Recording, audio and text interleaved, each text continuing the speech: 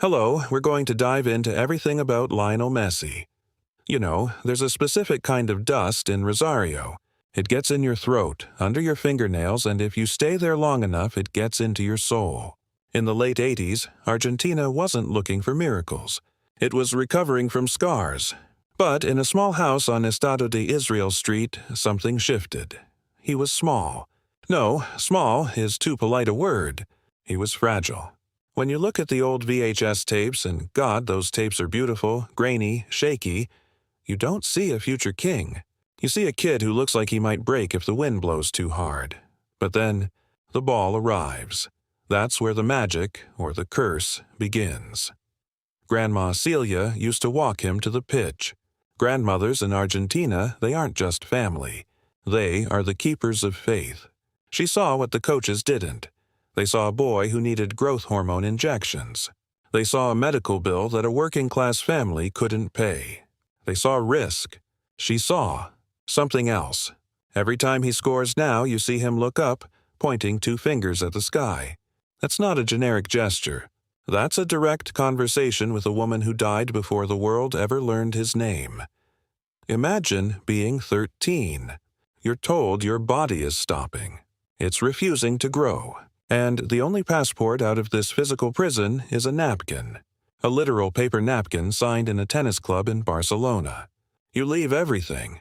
The dirt pitches, the smell of your mother's cooking, the accent that defines you. You get on a plane to Catalonia. You don't speak the language quite right. You sit in the locker room, completely silent. The other kids think you're mute. They call you El Mudo, the quiet one. But when the boots go on, the silence stops. Let's talk about 2005.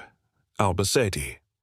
Ronaldinho, who was essentially footballing royalty, a man who played with a smile that could light up a continent, scoops the ball over the defense. It's a pass that feels like a passing of the torch. A 17-year-old kid with long, greasy hair and a shirt that's 3 sizes too big just lobs it. It's absurdly disrespectful for a debut goal. It's arrogant, but executed with the innocence of a child playing in the backyard. That was the warning shot. Then came Pep Guardiola. If Frank Rijkaard gave Messi his debut, Pep gave him the keys to the kingdom. Pep looked at this kid and said, "Why are you staying on the wing? Come to the center. Come to where the fire is." The false 9. It sounds like tactical jargon, but it was poetry. It confused the hell out of Real Madrid, and it changed the sport forever. Between 2009 and 2012, it wasn't just that Barca won everything. It was the way they did it. It felt like hypnosis. Xavi, Iniesta, Messi. It was a triangle of telepathy. 91 goals in a single calendar year. Think about that number. 91. It feels fake. It feels like a video game with a glitch. But it happened. You'd watch him drop deep, pick up the ball, and you knew. Everyone in the stadium knew. The defenders knew. The guy selling hot dogs knew what he was going to do. He was going to cut left. And yet, you couldn't stop it. It was like trying to catch smoke with your bare hands. But greatness has a price. When you are that good, people stop treating you like a human being. You become an institution, a product. And when the pressure builds, even the most beautiful structures start to show cracks. Every Argentinian footballer is born with a ghost sitting on their shoulder. And that ghost wears a number 10 shirt, has curly hair, and lifted the World Cup in 1986 Diego Maradona. For the people back home, Messi was always a bit European. He didn't cry enough. He didn't fight the press enough. He didn't sing the anthem loud enough. They looked at his success in Barcelona and said, "Sure, but can he do it on a rainy night in Buenos Aires? Why does he save his magic for the Catalans?" It was a cruel, unfair narrative, but it stuck. Then came the finals. 2014 in Brazil, the World Cup trophy is sitting there inches away. He walks past it, his eyes fixed on the floor. It's one of the most heartbreaking photographs in sports history. Then 2015, then 2016, 3 finals in 3 years, 3 defeats. After the Copa America loss to Chile, where he missed his penalty, something snapped. He sat on the bench, staring into nothingness. He looked empty, not angry, just completely drained of life. And then he did the unthinkable. He quit. He told the world, "It's over. The national team is not for me." Imagine the weight. The country that criticized him for not being Argentinian enough suddenly realized they were about to lose the only thing that gave them joy. It wasn't a retirement. It was a wake-up call for an entire nation. They had to learn to love him for who he was, not who they wanted him to be. We always thought he'd leave on his own terms. A standing ovation at a packed Camp Nou, a lifetime contract, a sunset walk. Instead, we got a press conference in August 2021. He didn't even make it to the microphone before he started crying. He was holding a tissue, crumbling it in his hands.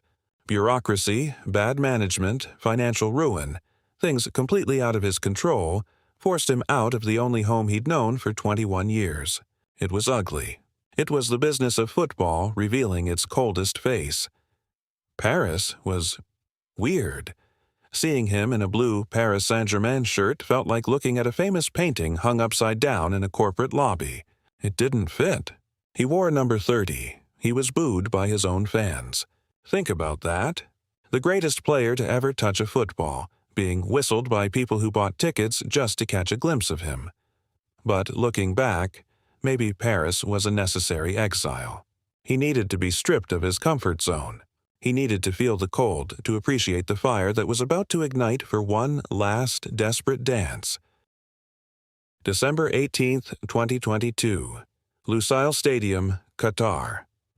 This wasn't just a football match. It was a Shakespearean drama played out in short shorts.